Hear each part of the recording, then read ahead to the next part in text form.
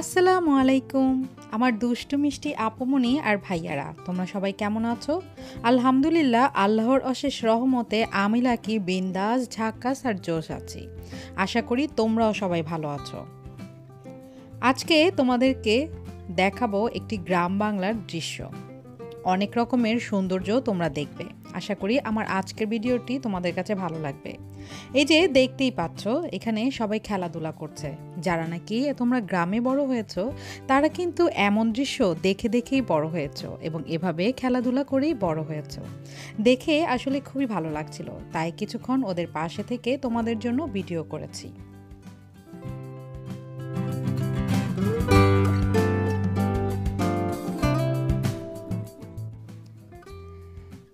এখন যে রাস্তাটি দেখতে পাচ্ছ সেটি হচ্ছে একটি মাটির রাস্তা। এখান দিয়ে যেতে হয় রবার বাগানে। আসলে রবার বাগানের ভিডিওটি আমি খুব একটা করতে পারিনি, কারণ ওখানে এত সৌন্দর্য ছিল যে সেই সৌন্দর্য দেখে আমি মুগ্ধ হয়ে তাকিয়েছিলাম। এই যে দেখতে পাচ্ছ চারিদিক, এটাই হচ্ছে রবার বাগান যাওয়ার রাস্তাটা। আর এই জায়গাটার নাম হচ্ছে হবিগঞ্জ। এই সুন্দর এই জায়গাটি হবিগঞ্জেই অবস্থিত। আমরা কিন্তু আমার শ্বশুর বাড়ি থেকে একদম হেঁটে হেঁটেই চলে গিয়েছিলাম এই সুন্দর রবার বাগানে। রবার বাগানের সৌন্দর্য শীতের সময় একরকম আর বর্ষার সময় আর এক রকম। শীতের সময় এখানে একদম লতা পাতা কিছু থাকে না, শুধু ডাল আর ডাল। দেখতেই পাচ্ছ কত সুন্দর ভিউ।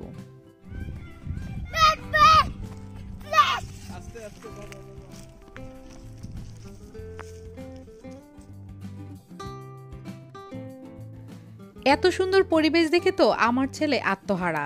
দেখতেই পাচ্ছ কত সুন্দর দৌড়াদৌড়ি করছে আর খেলছে। আসলে বাচ্চাদেরকে মাঝে মাঝে এমন খোলামেলা পরিবেশে নিয়ে ছেড়ে দেওয়া উচিত, কারণ প্রকৃতির কাছে গেলেই তারা প্রকৃতির বিশালতা বুঝবে। প্রকৃতির বিশালতার মতো তাদের মন মানসিকতাও হয়ে যাবে বিশাল। আমরা যাওয়ার সময় পায়ে হেঁটে গেলেও আসার সময় কিন্তু পায়ে হেঁটে আসার আর সাহস করতে পারিনি।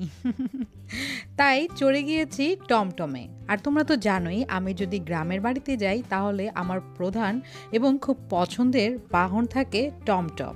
শুধু আমার না, আমার ছেলেমেয়েরাও টমটমে চড়তে খুবই পছন্দ করে। আসলে টমটমের চারিদিক একদম খোলামেলা থাকে, যার জন্য চড়তে খুব ভালো লাগে।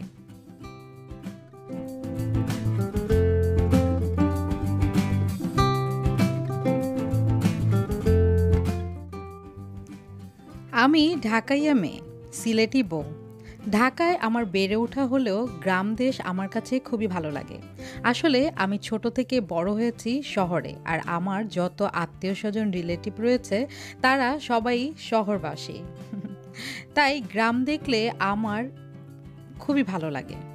আর আমি আগে বাড়িতে গেলে তেমন একটা আমার বাইরে বের হওয়া হতো না, কিন্তু এখন যেহেতু আমি ব্লগার, আমার ভিডিওর মাধ্যমে আমার অনেক ভাই বোনরাই অনেক কিছু দেখতে চান সিলেটের, কারণ সিলেট একটা পর্যটক এরিয়া। তাই অনেকেই আশা করে আমার ভিডিওর মাধ্যমে এগুলো দেখে নিতে। তাই তোমাদের মন রক্ষার্থেই এখন আমি ছুটে যাই অনেক সুন্দর সুন্দর জায়গায়, আর আশা করি তোমাদের মন মতো ভিডিওই আমি উপহার দিতে পারি তোমাদেরকে।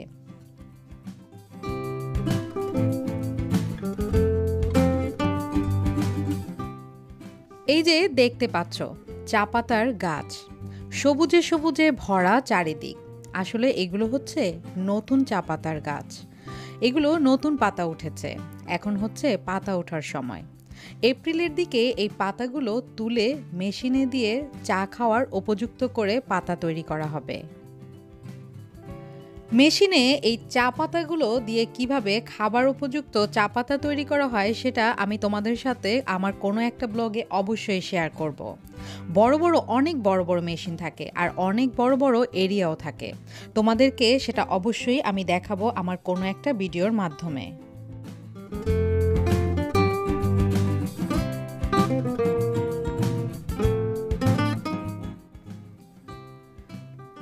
বিকেল গড়িয়ে সন্ধ্যা, সূর্যি মামা যাই যাই করছে। গ্রামের মানুষগুলো সূর্য ওঠার সাথে সাথে যেমন কর্মব্যস্ততায় ব্যস্ত হয়ে যায়, তেমনি সূর্য ডুবার সাথে সাথেই সবাই ফিরে যায় আপন নিরে। দেখতেই পাচ্ছ রাখাল তাদের গরুগুলো নিয়ে চলে যাচ্ছে তাদের আপন নিরে।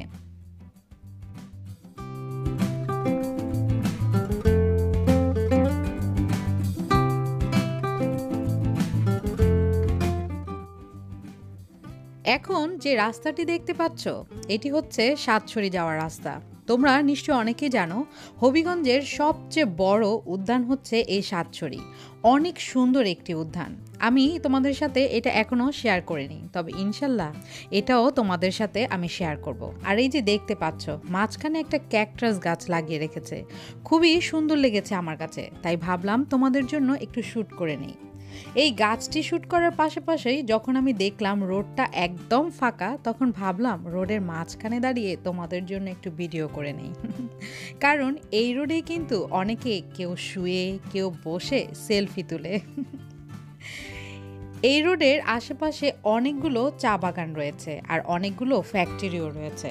কখনো আমি সেই ফ্যাক্টরিগুলোতে যাব এবং ওই ফ্যাক্টরিতে যে শ্রমিকরা কাজ করে তাদের জন্য যে অনেক সুযোগ সুবিধা রয়েছে এবং তাদের জন্য বড় বড় মন্দির রয়েছে, তাদের জন্য স্কুল রয়েছে, তাদের জন্য অনেক বড় বড় হাসপাতাল রয়েছে এবং অনেক সুযোগ সুবিধা রয়েছে, আমি সেগুলোই আমার কোনো এক ভিডিওর মাধ্যমে তুলে ধরবো।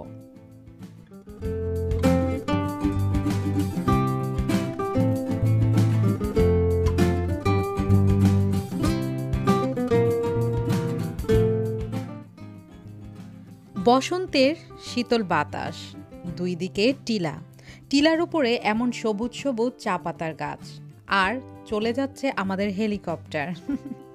হেলিকপ্টার কি?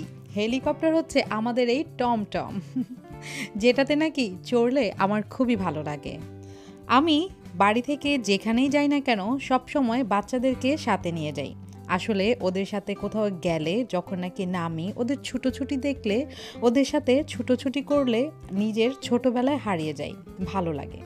আসলে বড়দের থেকে ছোটদের সাথে খেলাধুলা করলে, তাদের সাথে টাইম স্পেন্ড করলে কিন্তু মনটা একদম ফুরফুরে ঝাক্কাস হয়ে যায়। আমার তো হয়, তোমাদের কি হয়? অবশ্যই আমাকে কমেন্টসের মাধ্যমে জানাবে।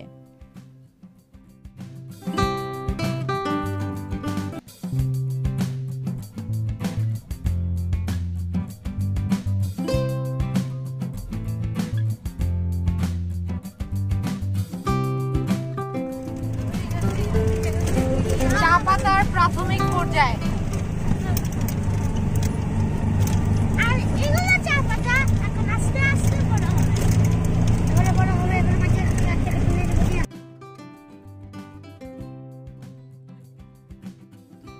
পুরনো কথা নতুন করে বলে নেই।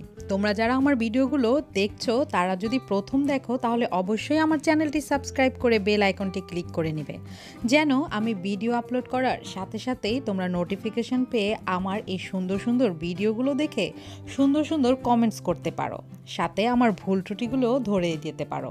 আর তোমরা যারা নাকি সব সময় আমার ভিডিও দেখে সুন্দর সুন্দর কমেন্টস করে আমাকে উৎসাহিত করো, তাদের জন্য তো আমার অন্তরের অন্তঃস্থল থেকে অনেক অনেক ভালোবাসা।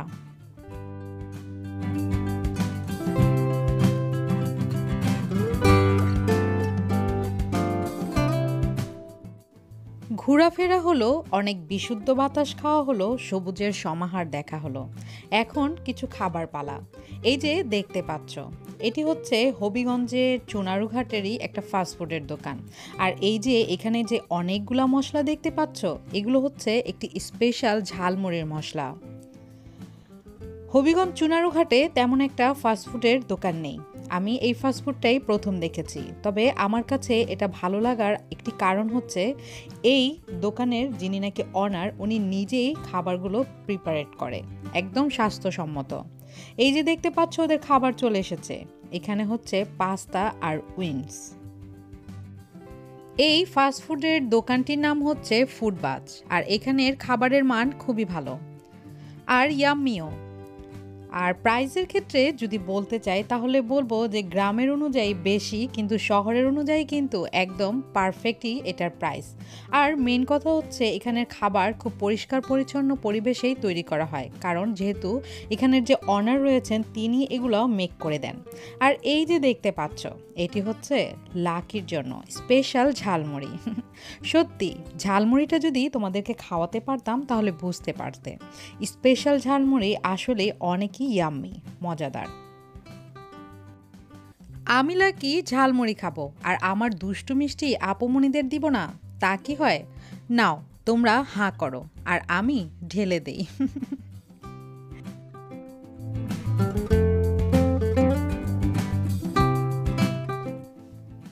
আজ তাহলে খেতে খেতে তোমাদের কাছ থেকে বিদায় নিয়ে নিচ্ছি। তোমরা অবশ্যই আমাকে কমেন্টসের মাধ্যমে জানাবে আমার ভিডিওটি তোমাদের কাছে কেমন লেগেছে। তোমরা সবাই ভালো থেকো, সুস্থ থেকো, সুন্দর থেকো। আমার জন্য বেশি বেশি দোয়া করবে আর আমিও তোমাদের জন্য অনেক অনেক দোয়া করব। আল্লাহ হাফেজ।